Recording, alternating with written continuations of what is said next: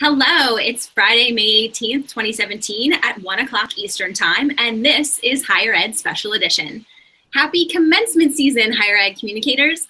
I'm your host, Andrea Boyle-Tippett from the University of Delaware. On today's live broadcast, we're talking about an oldie but a goodie, print.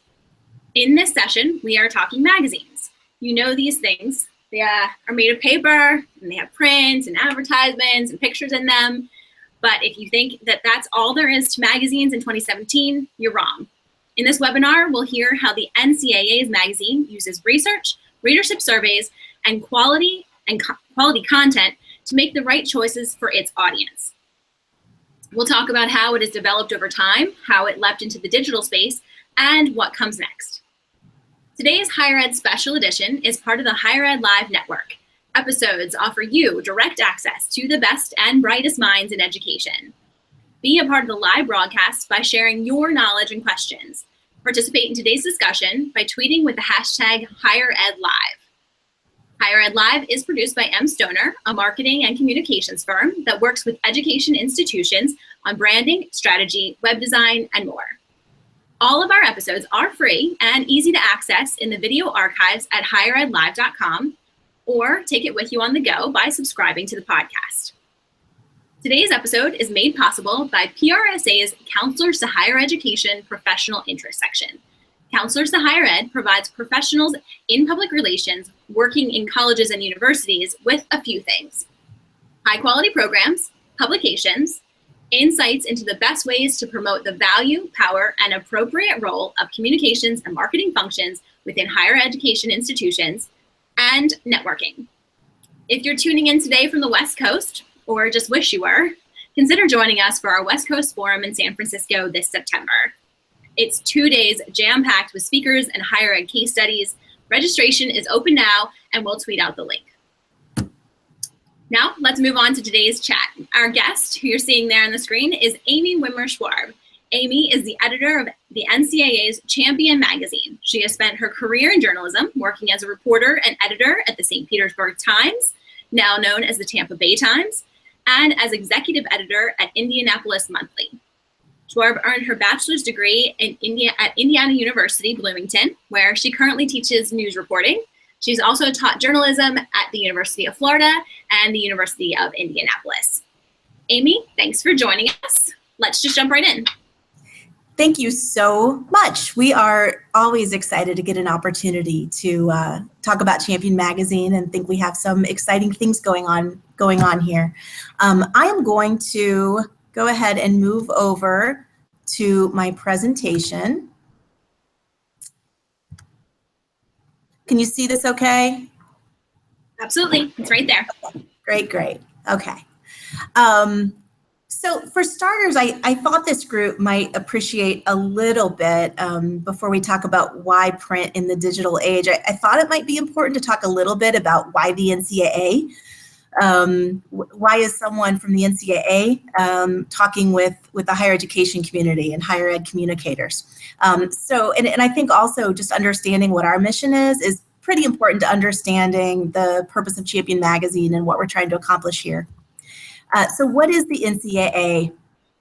For starters, we're a nonprofit association that is dedicated to the well-being of about 500,000 college athletes who are competing in any given year.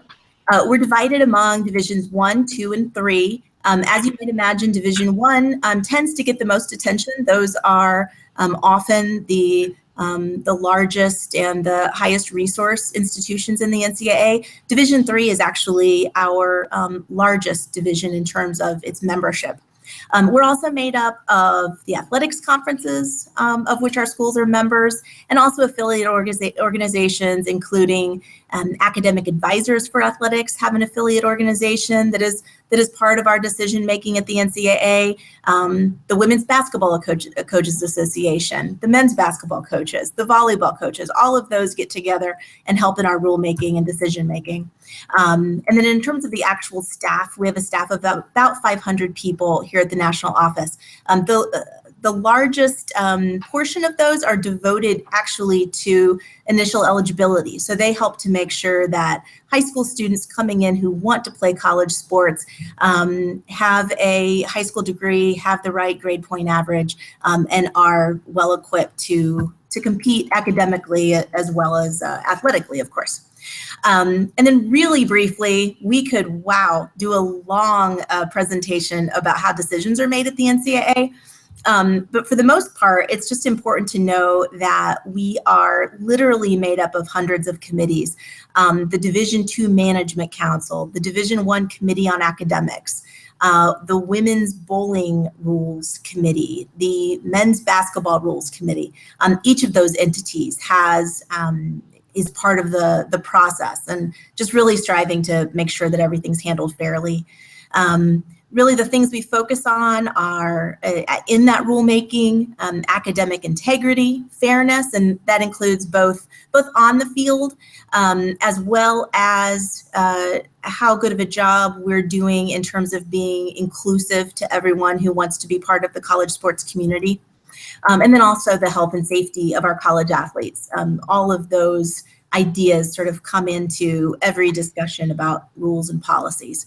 And as you can imagine, especially given that you all work on college campuses, consensus building is really at the heart and soul of everything we do. So we take those 1,100 colleges and universities and we try to bring them together through their presidents and their athletics directors and their coaches, and really build a consensus about the right direction for college sports. Now, the next slide I'm going to show you, I don't mean to scare you off because I promise this is not the great majority of what Champion Magazine does. But one thing that we kept hearing from our members as well as the rest of the NCAA national office staff was we need a better way to communicate how this rules making works, because really no one quite can follow it, can quite get a handle on the whole thing. And so after a lot of really sifting through information and many, many layers of conversation, we came out with this. This was published about 2 years ago. Believe it or not, this is Division II alone, and this is a very top-level, simplified version of how it works.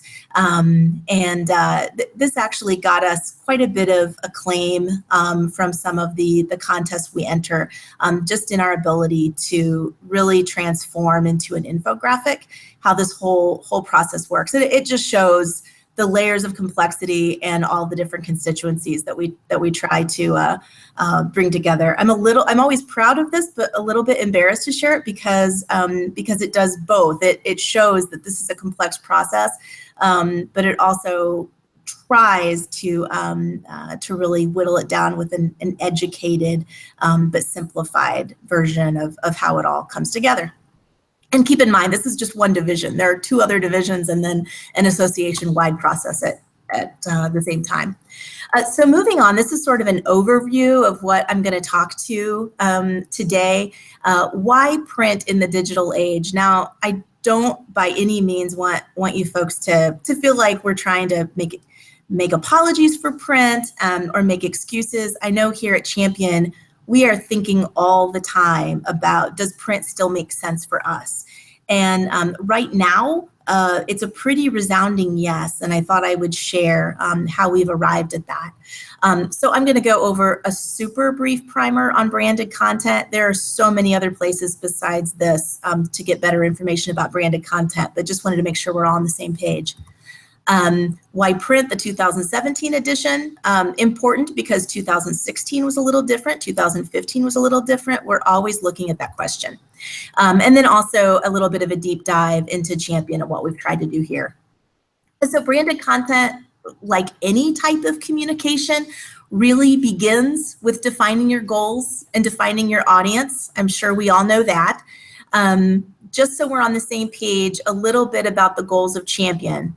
And this again is in 2017. This is after some soul searching we've done. So our goals are to educate our members about the issues most critical to them as they try to make the right decisions.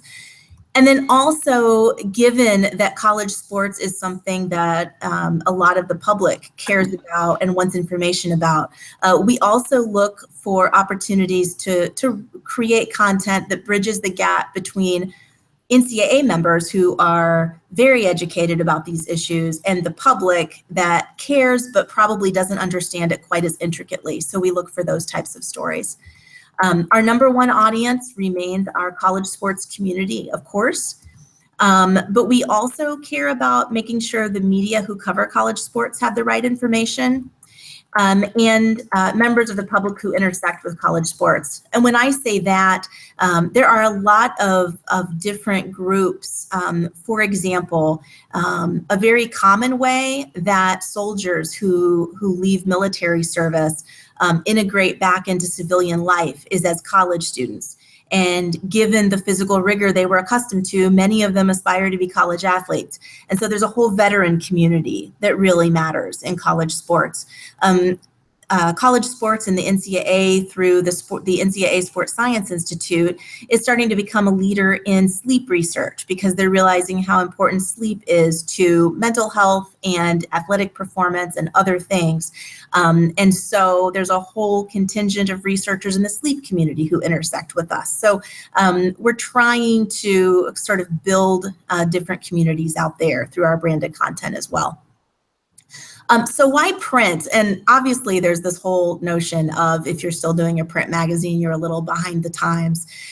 Interestingly enough, Columbia Journalism Review just last year called print the new media.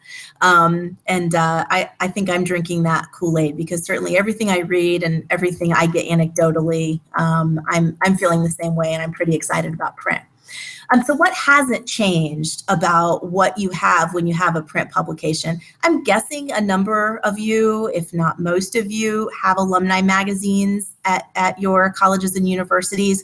Maybe you're trying to think, is this really where we need to be? Is this really worth the expense? I feel like if you have it in hand and you're willing to invest the energy into some deep thought about where it's going, it would be a shame to let go of that because it can be powerful if it's used the right way. So why is that? What hasn't changed about print that's always made it valuable? So it's tangible. It's an actual thing. It's credible.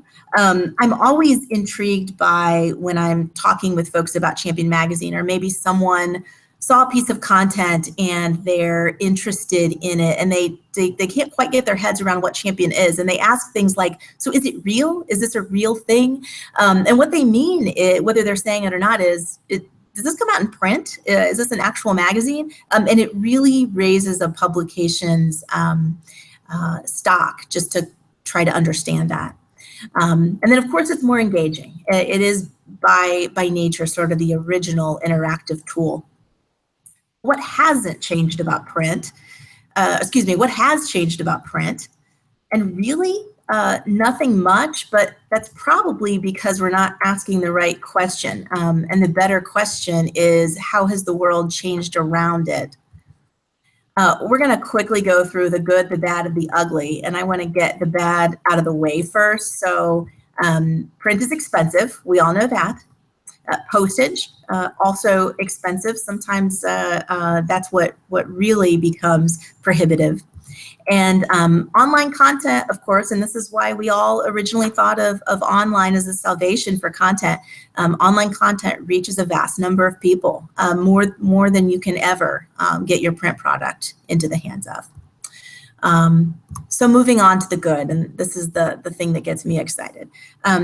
As so many publications have fallen by the wayside, there used to be a website that was kept up called magazinedeathwatch.com. And it was sort of this rolling website of just all the magazines that had gone under. And if you take a look at that, it's not maintained anymore, but if you take a look at that old list, it's very interesting because I consider it an interesting case study in how were they not defining their audience well? Or how did that audience change in a way that this magazine wasn't valuable to it anymore? What's interesting to me is that just as much as so many of those have fallen by the wayside, many more have still seen fit to step up and take its place. We're going to talk about that a bit. Print is hot, and I'm embarrassed to give it that kind of label, so I'm going to give that a little asterisk. That's the word of the folks who did the research on that. A couple of points from that JWT research. So 8 out of 10 American adults prefer hard copy magazines over digital. This study, by the way, was from 2015. The trend is consistent across generations. So obviously, we all think of millennials and the future of print, and we think of people who grew up exclusively online. Even they care about tangible words on paper. In fact, in some instances, the numbers are suggesting that they care more. And that gets to the fact that that generation in particular is yearning for something tactile. The look and feel of a product means something to them, and also the quality. And then print is aspirational. So I mentioned that magazines are stepping forward to take the place of print publications that didn't make it. What's interesting as you look at the magazines that are new on the market, Hello Mister is something that launched just a few years ago. It was launched by a man who always felt that magazines for gay men were not really hitting a mainstream audience. And so when he began his publication, his plan was always to dream of having a print magazine. And sure enough, they were able to convert to print after 3 years just by building a community and building an audience.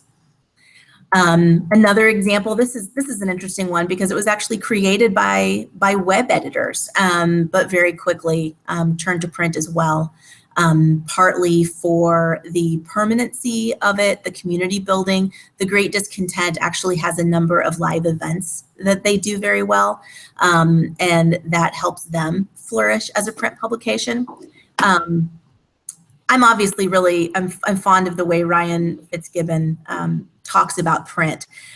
There's so much you can still do in print that you can't do on the web, like build a community. It's that notion that the internet is fleeting, print is permanent, and if you do print the right way, it stays around for a while. And Mark Oppenheimer from Tablet. So the ugly, this takes us back to some of the things we know, like expense and postage. But the two that really matter to me are the high bar that we're kind of forced to hold ourselves to in print now that print is somewhat rarefied in this environment.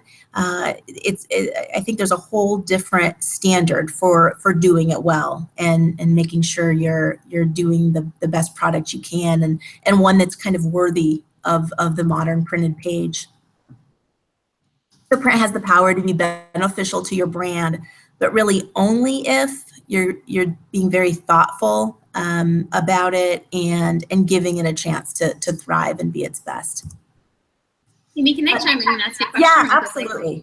So you said about the high bar, and as someone who both worked in magazines and newspapers, and I think that that's kind of equivalent in some ways for our audience to people who work in alumni magazines versus maybe kind of the online news service at their university.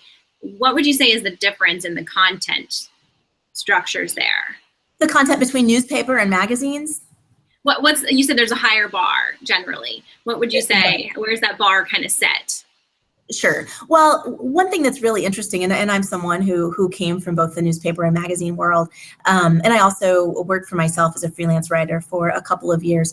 One thing that newspaper folks don't always understand in coming over to the magazine world is that magazines really have to know their audience and zero in on their audience and understand their voice. If you're a newspaper writer who thinks, oh, I've been a newspaper writer for 15 years. Of course I can write anything. Of course I can write a short piece in a magazine. I would say that a 100-word magazine piece is much more challenging to write than a 500-word newspaper story. And I promise I'm the original lover of newspapers. I don't mean that in any kind of derogatory way at all, because I think they both have a home. But sometimes I think to be a better magazine writer, you need to understand a magazine, and really spend some time reading them and trying to understand for yourself who they're targeting.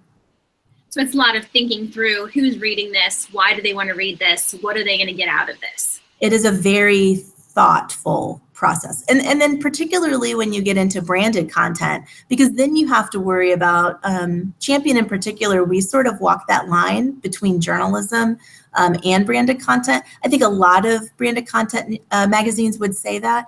But for us, we are serving our members. We want to be honest with our members. We want them to have all of the information in front of them they need to make good decisions. But then we are also writing for the public. And so we also want to present the NCAA, if not in the best light, we want to present it as a thoughtful organization that is thinking through all of its decisions. Sometimes presenting it in the best light is where you interfere with being as accurate and truthful as you possibly can be. I'll have some examples, hopefully, to get to a little bit later in the presentation, but one that comes to mind that we did about a year ago, we did a story about the painkiller, the opioid crisis within the college sports community.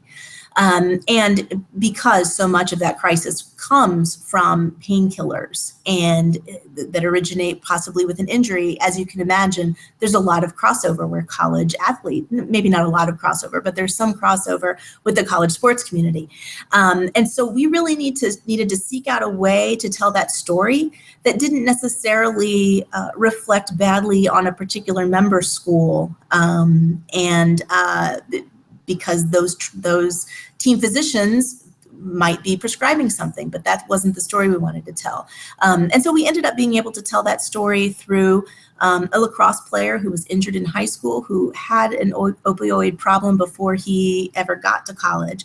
Didn't end up being able to stay at his university very long because he was dealing with addiction. But we were able to tell that story about college sports without putting a member school in a difficult position, if that makes some sense. Those are the ways that we seek to tell those stories.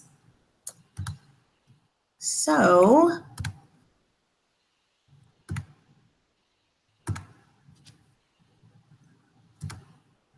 okay, so Champion Magazine. We began life as a newspaper in the 1950s and were published bi-weekly. I probably don't need to belabor this very much. Obviously, over time, by the 2000s, it became obvious that this was not the most efficient way to get our news out to our members.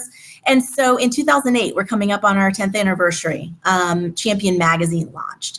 And speaking, Andrea, of that distinction between magazines and newspapers, this was almost in the beginning kind of a newspaper in a magazine format. It was beautiful. The presentation was beautiful, but it still really, it was backward looking in terms of it would report news from the previous quarter.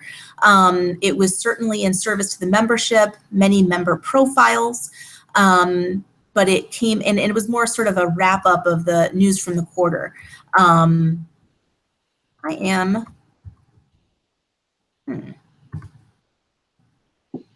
My screen isn't wanting to keep moving. There it goes. There we go. Okay. So these are some of the types of content. This is a page from Champion Magazine. In those years of really being a member magazine, lots of profiles of longtime athletics administrators, and again, news from the previous quarter, as well as sort of some job promotions, news from the industry. And then along the way, we've also taken advantage of Champion to highlight news from our championships and take advantage of some beautiful photography that we have. And then when by 2014, we were starting to get some feedback from the membership that it felt like Champion was really preaching to the choir, that we were publishing this beautiful magazine that told them things they already knew, that celebrated people they already knew were doing great things. And it seemed that Champion really needed to do some soul searching to figure out its place in the next century, and really its role in justifying whether it should continue to be a print product. I'm going to zoom through this because I want to be respectful of everyone's time. But these are some of the, Champion did its first ever reader survey in 2014. And these, I understood from Andrea that reader surveys might be something this audience is interested. So I wanted to be specific with some of the things that we asked. And we have a full hour, so you don't have to zoom through too quickly. Great. So we wanted to really find out who we were talking to. So we asked a few, we also wanted to limit it to a short number of questions so we could have a likelihood of increasing the number of folks who were going to respond. So we asked questions about what division they were in, what their role was, whether they were on the faculty or an athletics director or a coach, how many issues of the magazine they read, because obviously that informed whether we could think of them as a really informed reader. And it also told us whether people were actually reading it.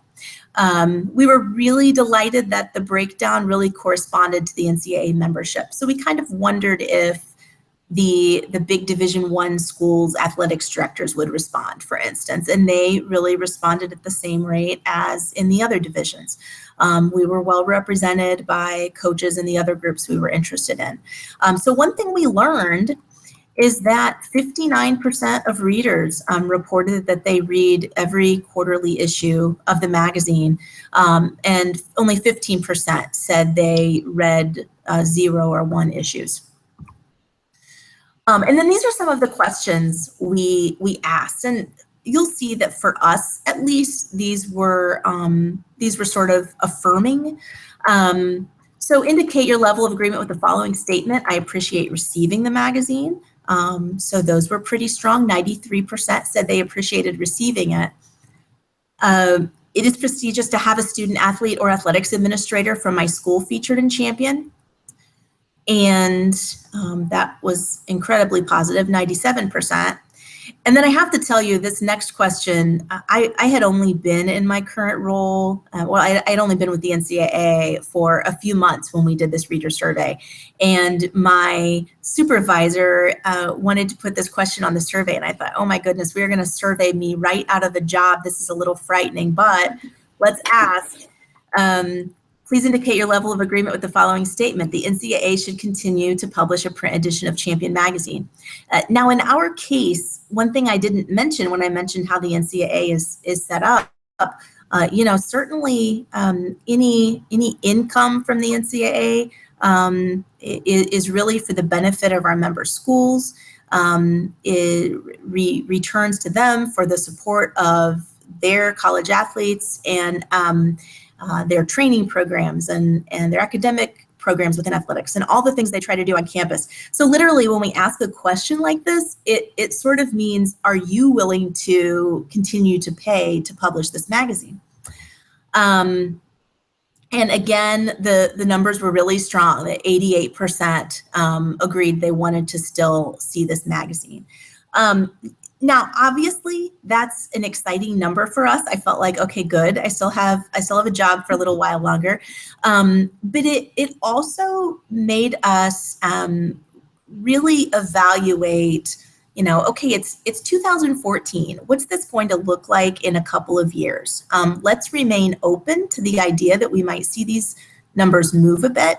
And we should be prepared for whatever comes next. We also paid a lot of attention. There was one open-ended question on the survey, just, do you have any thoughts you'd like to share about the magazine? And we paid a lot of attention to those. We were, again, seeing things about Champion is preaching to the choir. I'm glad it celebrates college athletics, but we celebrate college athletics in our athletics department every day. I'd rather you tell the rest of the world all of these great stories. So we really tried to take that to heart. That's when we started thinking about what is Champion going to be in its next incarnation. We know that we're pretty well valued by our readers. Where do we go from here? So one thing I talk about pretty often is overt versus covert communications. Obviously, a lot of the things we do here when we do statements or when we need to release information about the results of an enforcement case are just very straightforward in terms of just stating the news of an event that's happened in the college sports world. But with Champion Magazine, we try to tell more of the story behind the story, and sort of take advantage of the fact that so many people are widely interested in college sports. We also, I'm probably most proud of this, we don't ignore the elephants in the room. A couple of years ago, actually 3 years ago, there were a lot of questions around travel for the men's basketball tournament.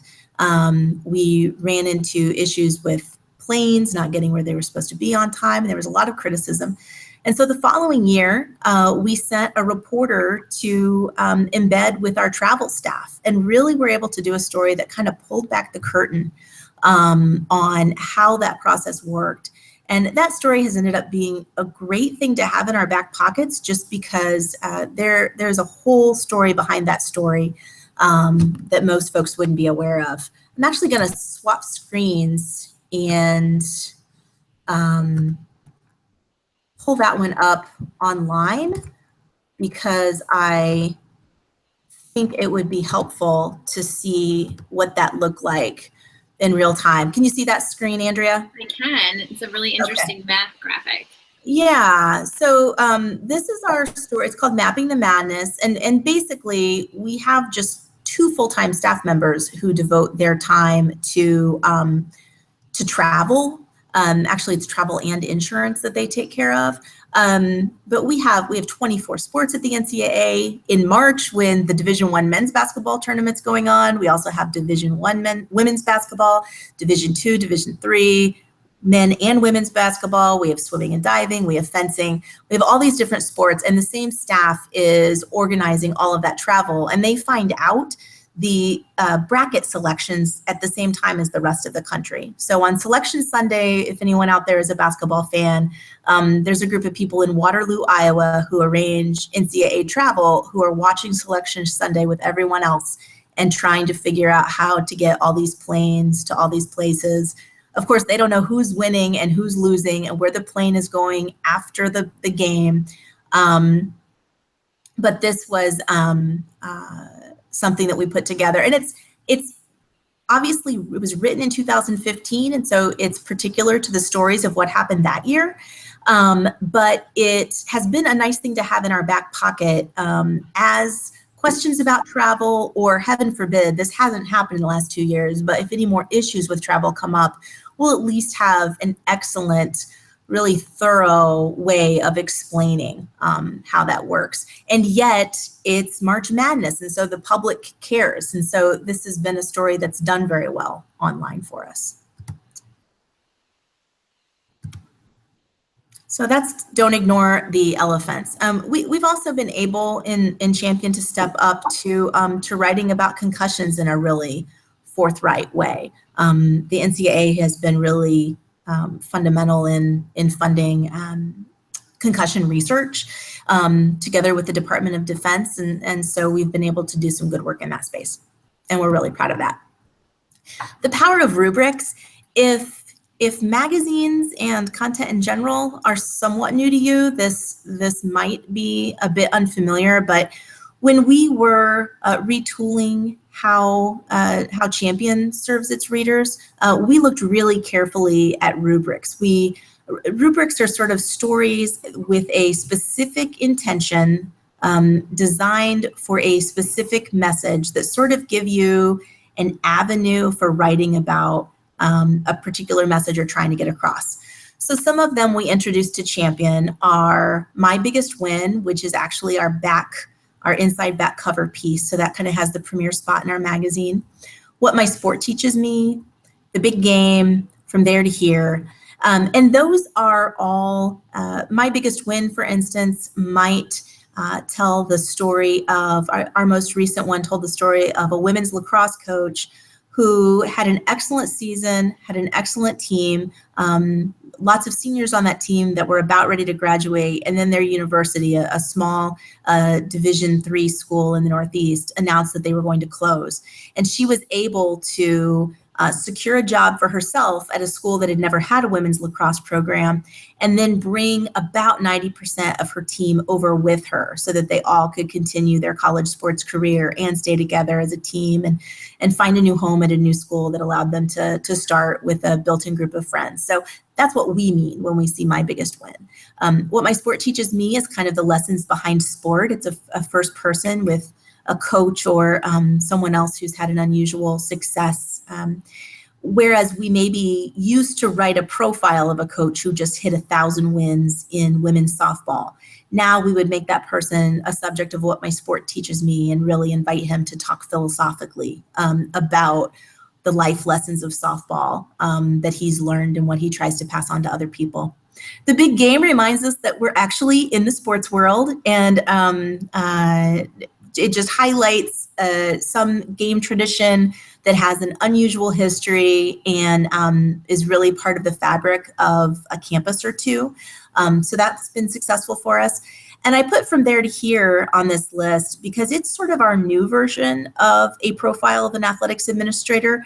It's a very piecey, chunky text. I hope these terms mean something to the audience. What I mean is just some very short blurbs highlighting the career steps of someone's career and showing how they use their network, how they used all of their connections within the college sports world to get to their next step in their career. So that's been kind of our new answer to how we might have in the past done an athletics administrator profile.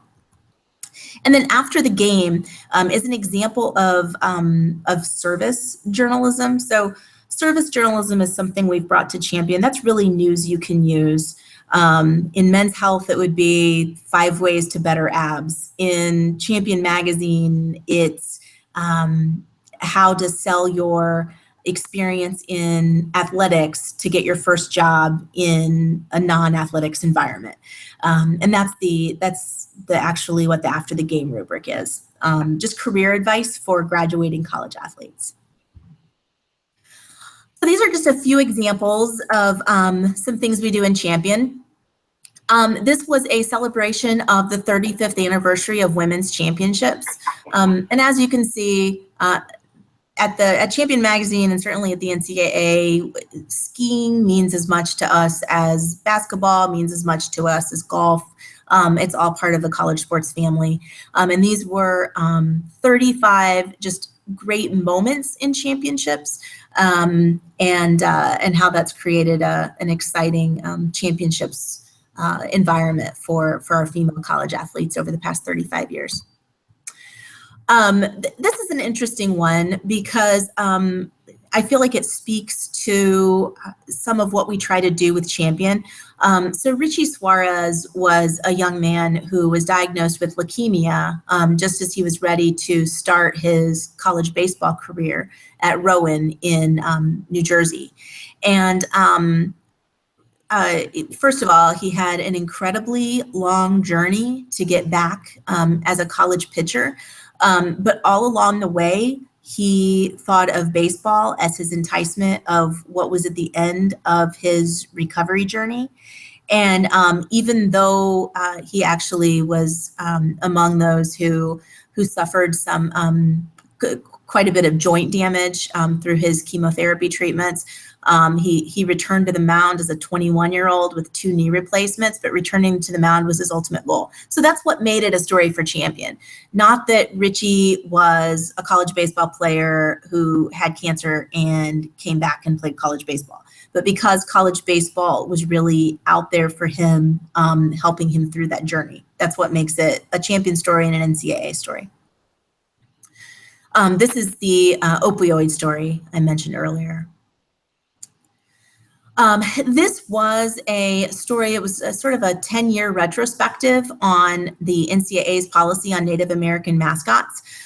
So it was in 2006 when that went into place. And this was really a story that talked about how that policy had been out there for 10 years, but that some schools, still struggled with that transition and still struggled with hanging on to what that former mascot and old tradition meant to them. In college sports, not everything is really rational.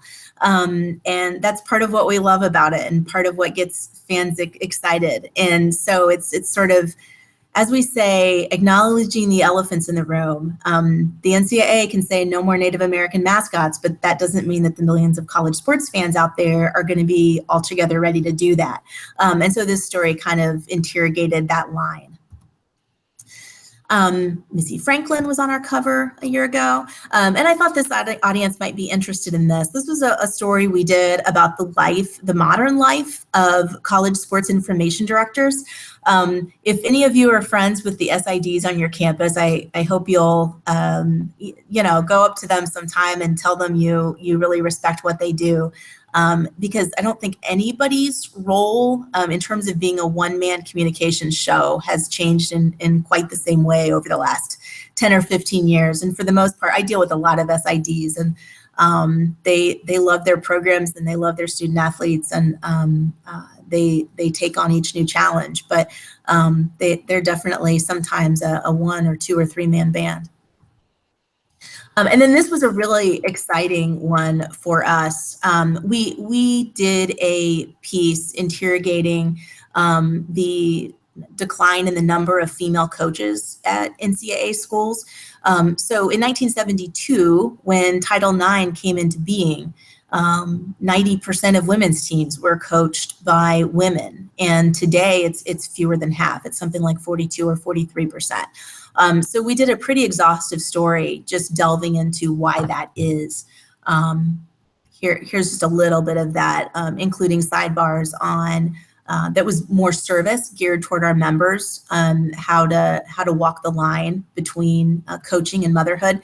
The success for us on this was during women's basketball March Madness, the New York Times actually did a front page story on this same subject and heavily cited our story, named the magazine by name, our headline by name, cited the writer 3 different times by name.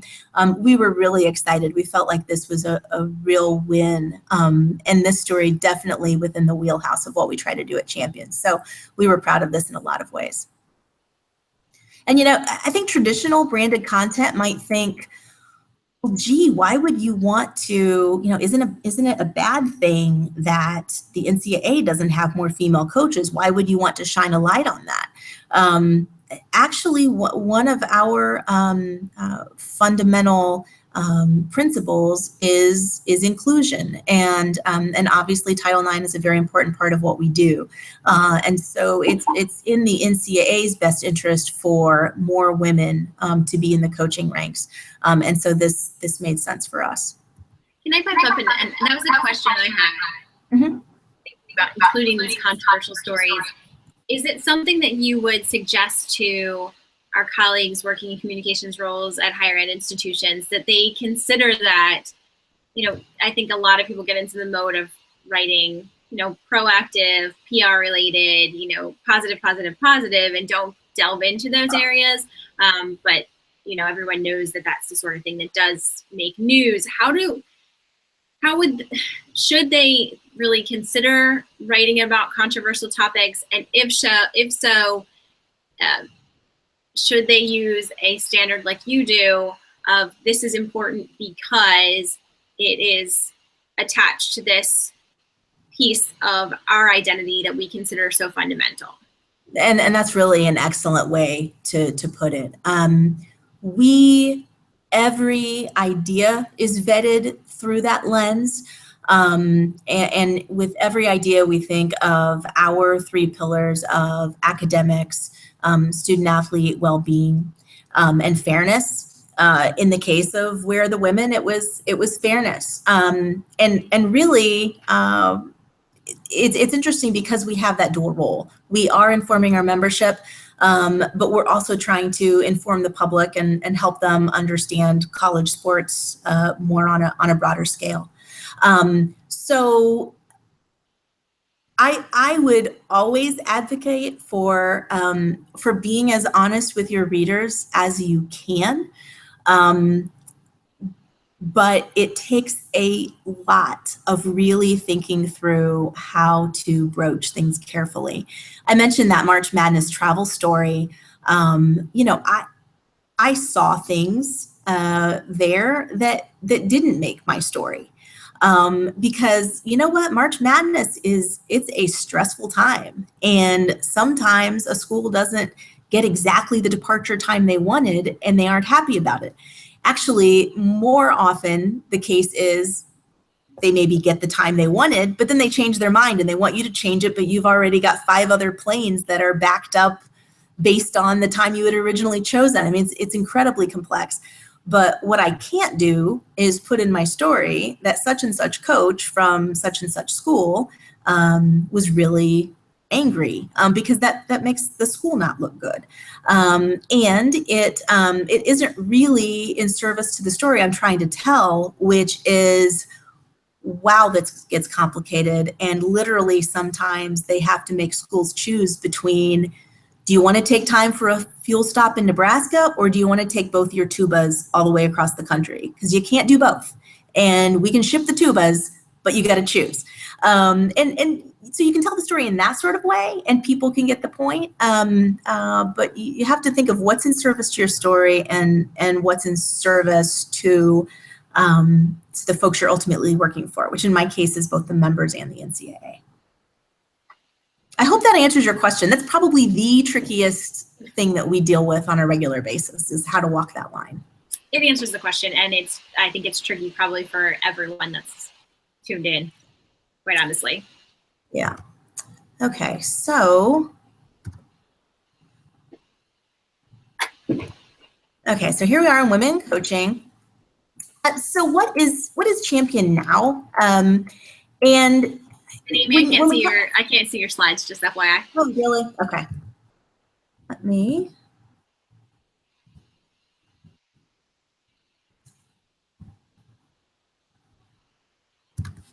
go back to screen share.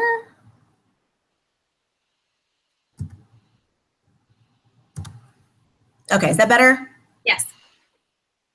Okay. So what is Champion now? We hear a lot about branded content, and it goes by a lot of different words. Funny enough, we have tried to define ourselves and find sort of a cohort. We've talked with a few different organizations, just trying to figure out exactly where we fit in. And we personally have yet to find exactly the right place. We have a little bit of all of this in us. And then we also fit in the journalism community. And we've gotten a lot of acclaim from journalism organizations. We won a National Headliners Award a couple of years ago. One of our writers was a finalist for a Livingston Award. And in a more traditional content marketing realm, we're currently the Trade and Business Publications International Best Issue, the Gold Award winner from this year. So we've had a lot of success since really retooling and thinking thoughtfully about where we're taking Champion.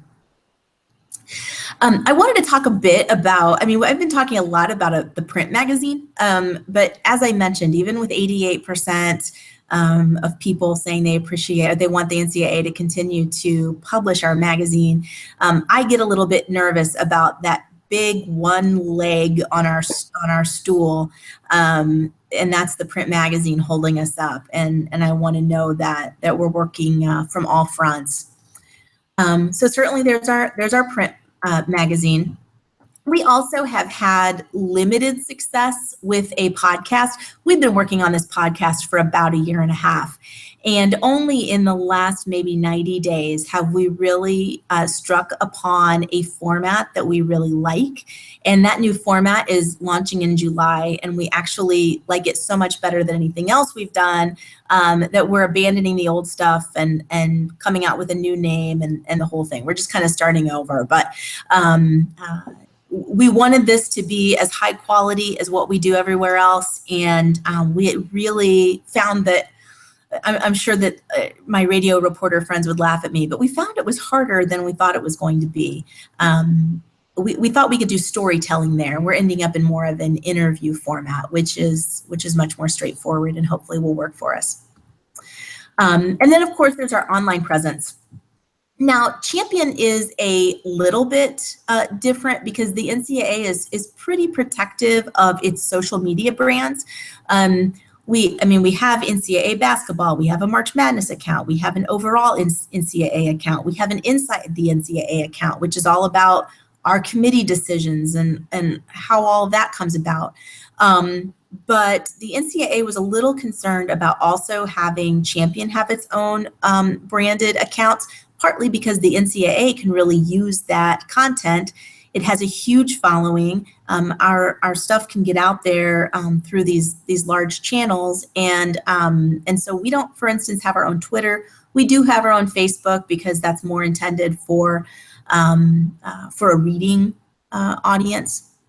Our subscriptions, we're increasingly offering those to the public, but like a lot of print magazines, we're discovering that that's a pretty slow. We were thinking, we're having all of this success with our online views and with our feedback, that this could really go somewhere for us. But the subscriptions to the public have been pretty slow. College athletes' parents, people who maybe know someone featured in the magazine and discover what a high quality publication it is, but it's pretty limited beyond that. And then we always, as we talk about ourselves in other formats, we remind people that we're a print magazine. Magazine is actually not part of our title. We're just called Champion. But magazine is part of the logo that we use just about everywhere, because it adds to our credibility and helps folks place what we are. And we do videos on a number of our premier stories. Here are some of our, I don't know whether many of you have experience with Medium, but Medium is a really excellent venue for writing. And we're just beginning to experiment with that. Even though we have a pretty robust website, we're actually republishing our stories on Medium to hit that audience as well. We think we belong on Instagram because we have really beautiful photography, but we're still kind of working through that. And then Twitter, we don't have Twitter account through Champion. We promote our stories through individual reporters, and of course the NCAA mother accounts, but Champion doesn't have its own Twitter presence. So on the Medium front, I think we could probably do a whole other website just about that and other areas where you can kind of put your own content on a platform that way. Well, who do you think is a different audience on Medium, or why do you think it's important to use that? And you might want to switch your screen so people can see you. Oh, sure. You don't want them to keep looking at you? I mean, I can listen pretty actively, but do they have me again? No. No. I'm trying there. There we go. Maybe there we go. I am probably not the best person to answer questions about that. Our social media team is pursuing that pretty robustly, and certainly I've had friends in the content marketing world who really have suggested that Champion's content is pretty ideal for Medium. One of the things I think that makes it interesting, because so much of our content crosses over outside of the college sports world, so we might do a story on college athletes who are veterans, or we might do a story on the heroin epidemic from a college sports perspective. So many of those stories have crossover with other entities that Medium really allows you to, if you're someone who's following, who's particularly interested in the opioid crisis. You could conceivably have a champion story that would never otherwise cross your threshold, would suddenly, appear in your daily Medium briefing. And really, if you haven't worked with Medium at all, it makes it very simple to transpose your content into Medium. It's practically a one-button process. So we're just starting to experiment with that. But I'm kind of excited about that one. And the NCAA in general is pretty thoughtful about taking steps into new avenues like that. And so that's a little bit of an experiment for us, but I'm excited we were able to get that up and going pretty quickly and make the case for that. Great. So one reminder to the audience that if you have any questions, please feel free to tweet them using the hashtag HigherEdLive. On your website, how do you, what do you do differently digitally than what you do in print? Is the digital more interactive? And also, is it, I've looked at it and it looks like it's its own kind of robust site versus it being a kind of digital PDF of the magazine. Is that the fair assessment? Yes. Our homepage is nothing really to get super excited about, but because really we're just based on social shares. We aren't expecting people to spend much time on this homepage. But it's almost sort of that Pinterest model. There's not really any hierarchy to this. In terms of what we do different online, sometimes we publish things online that are more timely. Certainly we pre-publish online sometimes when something's maybe coming out in our summer edition. And we can promote it in advance. This story here, I'm sharing my screen right now, right? Yes. Okay. This story here actually just came out in our spring edition, and there are a number of important dates on the Islamic calendar over the next month or so. So this has been a pretty important story for us at this time. And this came out in our spring edition, but we're really able with the social promotion of taking advantage of some big dates over the next few weeks. And then there are, I point out this story just because speaking of crossover audiences, rifle is an NCAA sport. And this is a young woman who called a penalty on herself in a national championship that may very well have cost her team the championship. And it's a penalty that no one else would have ever noticed. And so she was a recent cover story for us.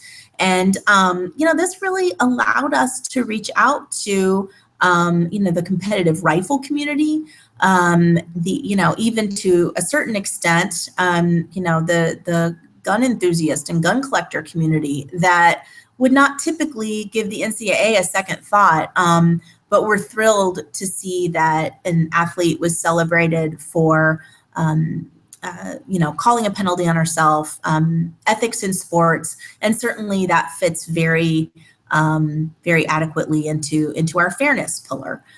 So this was a story we were excited to do, but that also really related to a larger audience. Great.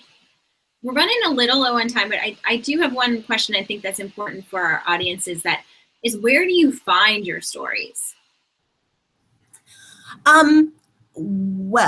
We have at any given time, I have a Google Doc that has probably a couple of hundred stories that we're milling over. Our members like to see their names in Champion, and so the sports information directors send us a lot of stories. We also read and we go all those hundreds of committee meetings. The same staff that does Champion Magazine is the staff that does the news reporting out of those committee meetings. So if anything's even being discussed on the ground level, we have a reporter in that room who knows, for instance, the Sports Science Institute just did a sleep summit a couple of weeks ago where they brought together sleep researchers and other people who care about that space together to start developing some best practices for colleges to follow, that sort of thing. And so I got to be in the room and learn about the NCAA's role in the importance of sleep and athletic performance, kind of from the ground level. So I'm looking forward to maybe visiting a campus that's doing some really interesting things with helping people know what enough sleep is and get enough sleep. So we're out there, but we also really, really, really question our stories and make sure that they're worthy of getting into Champion. Great. So a few things. Drexel Magazine has asked if you can share the JWT study that you mentioned. So we'll be sure to tweet that out. And I would also say that because we are running out of time, if others have questions for you, maybe they can tweet at you using the hashtag so that you can answer those directly. And I do have one last question that just came in from Erica Endicott, who is at Georgia Tech. And she's asking, who designs Champion? Do you have an in-house design team? I am so glad you mentioned, because we don't. And we contract with a company called Section 127 that's here in Indianapolis. I'm thrilled to promote them. They do really amazing work, and they actually have been with us since the beginning. We don't have our own in-house designers at the NCAA. They're the same company that designs the Final Four logo at center court at the basketball games. So they do all of the NCAA's design work, but they actually also work for a number of member schools and some conferences and such. So if you don't have a design group, then how do you have to think through and how do you think through your design decisions as you're going along? Because I think that you're at the beginning of the process and they're toward the end of the process, right? They are really partners. We try to keep each other involved at every step of the way. It's never perfect because we can't know each other's schedules, and we can't, if someone's behind on something, I might know that my neighbor has been in this meeting for 3 days, but our design partners down the street don't necessarily know that, and it goes both ways. When it's March Madness time, they're tied up with that, and we have to be respectful of that schedule. So it's tricky, but it certainly works, and they've been really great partners. So that helps us also keep our costs down, that we can farm out the design end of things. So. On the design perspective, I'm just going to keep asking you a few more questions since it's going to keep going. And so people hang on. Thank you for hanging on. If you have to cut out, I understand. How do you make design decisions as far as what sort of layouts work the best? Have you kind of worked through different things as you've moved along through your tenure? Well, we definitely have an art director we really trust. So that's who really understands story and knows that the content of the story comes first. But we also are increasingly trying to move toward less text on the page, like anyone else, and really often less is more. One thing I didn't talk about is we try to focus along with that service journalism where we give people news they can use. We try to really, as much as we can, write in tighter blurbs so that people get the information they need and can move on. But at the same time, we have to walk that line because, again, our members are paying for our publication, and we need to come as close as we can to hitting the sweet spot of what they're expecting. We don't want them to ever feel like they pick up the magazine and are wondering, what is this? And why did they devote resources to this? One example, we have a story coming up in a future issue that's about the mascot tradition. And we had to have some really long discussions because we don't want to just do a funny thing on funny college sports mascots, because what does that do for our members? What does that do for anybody? Is that a waste of space? Can we justify that? And we've come down at a good place of feeling like we're, through college mascots, sort of explaining the tradition and history of college sports and how college sports integrate on a campus. But it's really hard for us to be able to do that kind of story without seeming too earnest, because we don't want to sound like college sports is trying to save the world, but at the same time, we have to justify all of our content. So Drexel Magazine has two more questions. Yeah. One is, do you use LinkedIn at all? You know what? We have a program that's also through our communications group called After the Game, and it's specifically for college athletes. It's trying to help college athletes move into the professional world, and they often share our content. They have because they have an audience that cares about professions. Obviously, they belong on LinkedIn. Like I said, the NCAA tries to be very targeted in what social media it steps into and really ask, does it belong in this space? It took us a long time to move into Instagram, even though we have this beautiful championships photography. So these are really deliberate decisions. So sometimes champion stories are worthy of after the game posting in LinkedIn, but I don't think champion would ever get into LinkedIn. Their other question is, what does print allow you to do that you couldn't accomplish in any online magazine? So I think that the very chief thing there is our brand identity. I think that our print magazine is something people can really rally around. And it seems very silly, maybe, to think of the coffee table effect. That seems kind of trite, like it wouldn't really matter that much. But I think of the coffee table effect as having many layers. So if I put Field and Stream on my coffee table, I'm trying to tell the world and anyone who comes to my house, this is what kind of person I am. If I want the Indiana University Alumni Magazine displayed prominently in my home, I do it for the same reason. Champion Magazine, if you have that out in your home, you are wanting to tell the world that college sports are important to you. And so if people are thinking to do that, I want to give them something every time that they can be really proud of. So even if it's not on a coffee table, I think of that effect. I think of my magazine as part of someone's identity.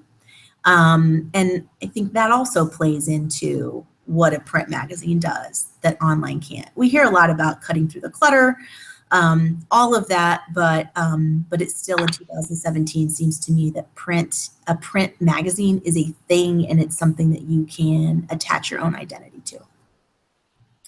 Excellent. So I probably have like 10 more questions, but I'm going to cut it off there just for everyone's benefit. But again, if anyone has any questions for Amy, she's at AW Schwarb. You can tweet those questions to her.